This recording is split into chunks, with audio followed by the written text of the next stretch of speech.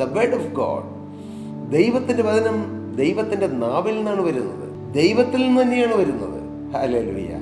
ദൈവത്തിൻ്റെ വചനം ജീവനുള്ളതാണ്, ജീവനുള്ളത്. അതിൽ എപ്പോഴും ജീവൻ ഇങ്ങനെ നിറഞ്ഞു നിൽക്കുന്നു. ഈ വചനം എവിടെയെങ്കിലും ചെന്ന് വീണാൽ അവിടെ ജീവനുണ്ടാകും. നിങ്ങൾക്കറിയാമല്ലോ, ഒരു നല്ല പാടത്ത് ഒരു നെൽമണി, ഒരു വിത്ത് എന്ന് വീണാൽ അത് മുളച്ചിരിക്കും, ഇല്ലേ? നമുക്കറിയാം. അതുപോലെയാണ് ദൈവത്തിൻ്റെ വചനം. ഈ വചനം ഒരു സീഡാണ്. ഹല്ലേലൂയ. നമ്മുടെ വീടുകളിൽ സാധാരണമായി നാം ഉണക്കി അല്ലെങ്കിൽ പാകപ്പെടുത്തി വിതയ്ക്കാൻ വേണ്ടി വെച്ചിരിക്കുന്ന വിത്തുകളുണ്ട്. എന്തെല്ലാം നമുക്കോ അത് കണ്ടാൽ ഇങ്ങനെ ഉണങ്ങിയിരിക്കും, ഇല്ലേ?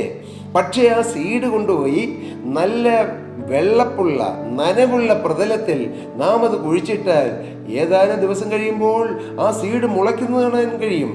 അത്രയും സ്ട്രോങ് ആയിട്ടുള്ളതായ അതിൻ്റെ ആ പുറംചട്ട പൊട്ടിച്ച് വിത്ത് പുറത്തേക്ക്, മുള പുറത്തേക്ക് വരും. എൻ്റെ പ്രിയപ്പെട്ടവരെ, ഇതാണ് ദൈവത്തിൻ്റെ വചനത്തിൻ്റെ പ്രവൃത്തി.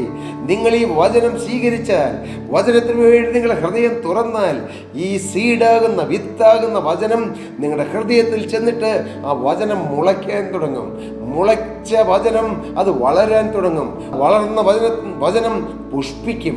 ഞാൻ പറയുന്നത് ആത്മീയമായി നിങ്ങൾ ഗ്രഹിക്കൂ പ്രിയരെ. ഒരു വൃക്ഷത്തിൽ ഒരു തൈയിൽ സംഭവിക്കുന്ന പോലെ തന്നെ ഈ വചനത്തിൽ സംഭവിക്കും.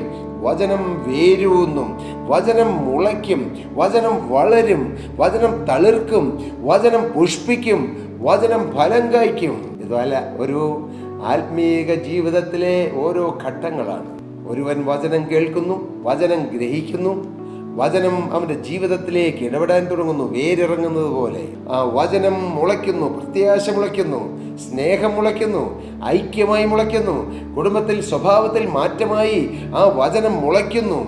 പിന്നെ വചനം തളിർക്കുന്നു. എന്താണ് തളിര്? പ്രത്യാശയാണത് കാണിക്കുന്നത്. സന്തോഷം, പ്രത്യാശ, ജീവിതം മാറാൻ തുടങ്ങുന്നു. പിന്നീടോ അങ്ങനെ നിൽക്കുകയില്ല, പിന്നെ പുഷ്പിക്കും. കർത്താവിന്റെ സ്തോത്രം. പുഷ്പിക്കും.